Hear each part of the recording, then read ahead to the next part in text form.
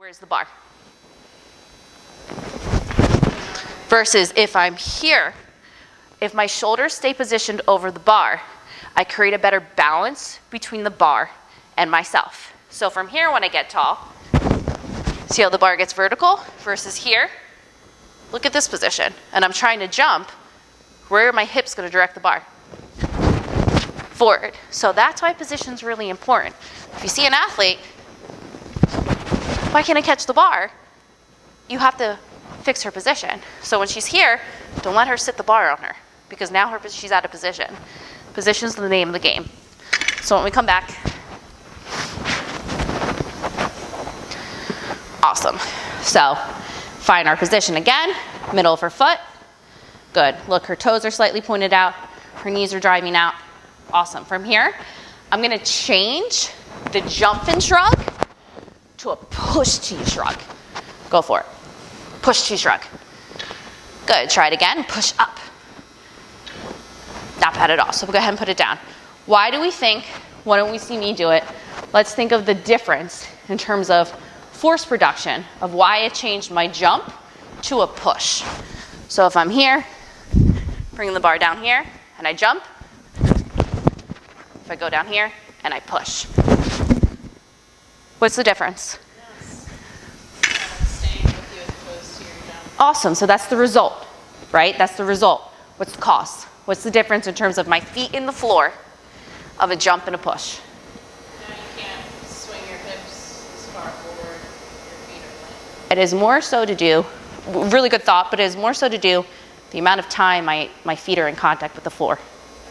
More time equals more time to produce force. If I'm jumping, I don't have as much time. A lot of times you're going to see an athlete jump back. They're not opening up their hips. Sometimes they jump forward. If you tell them to keep their feet positioned in the floor longer, 1, more time to produce force. 2, you're right in that if I'm using my legs longer to produce force, your legs provide the height of the bar, your hips provide the direction. So if I'm here and I'm pushing longer, there's a greater chance that bar is going to come up with me. And a lot of times if I see an athlete do this, I just tell them to push to the floor longer. But that stuff is, instead of saying, hey, try to keep the bar closer, yes, you're right, that's what she needs to do. But why is she doing it? And that's what your job as a coach is to do. And why doing that, yeah, this seems like it's monotonous, but you're teaching her better body awareness. And that's what's going to carry over to improved even just agility on the field, because she's more aware of what her body is doing. So when that athlete already understands how to open up her hips, I progress her, top of her knee, find that position, push to shrug. So I want you to go ahead and grab that bar again. So that's why a push is much more better than a jump. Next thing I'm going to see with my athlete.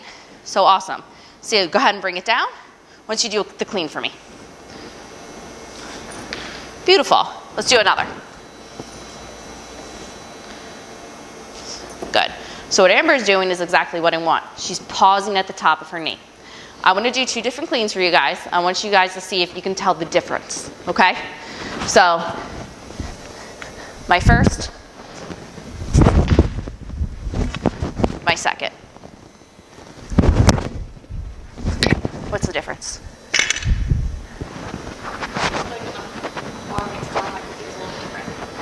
That, right?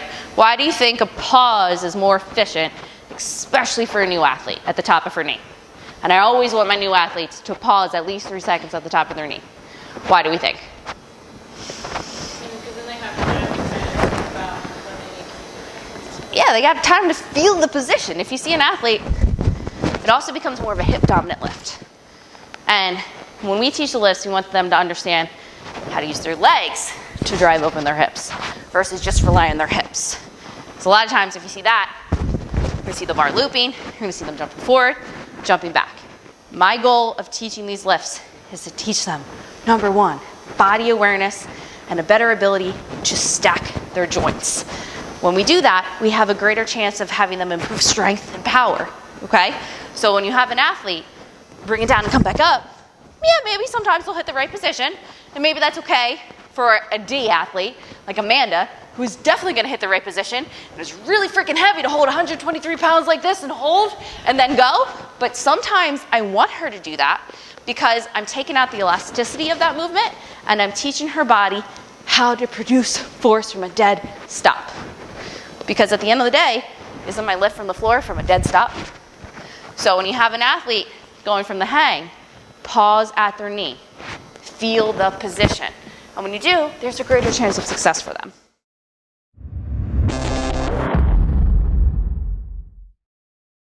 This is Relentless Athletics, bringing the female athlete her best performance through science. If you like this video, be sure to like and share it. Also, be sure to subscribe to our YouTube channel. For more science on female athlete development, check out our website at relentlessathleticsllc.com.